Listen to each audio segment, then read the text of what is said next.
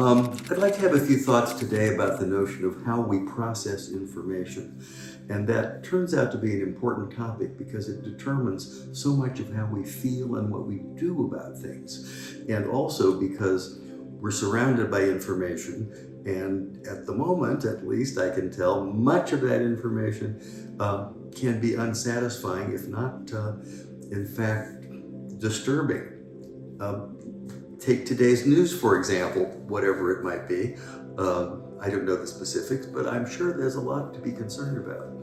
So let's take that as a starting point, because when we hear information, we will have a thought about it. And that's the important thing to discover, is when these things become thoughts, not just things you hear, when you start to think about them. Now, the secret here is, can you think about it and notice it before it turns into an emotion, which it eventually will do. No question about that. So when you hear something, first try to notice what you think. Capture what you think and then accept it, because there's nothing you can do about it at that point. It's what's happened, it's what you think.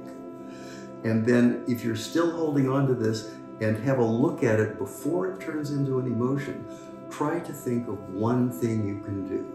Maybe not some gigantic, monumental thing, but one small thing you can do in the face of the information that you now have.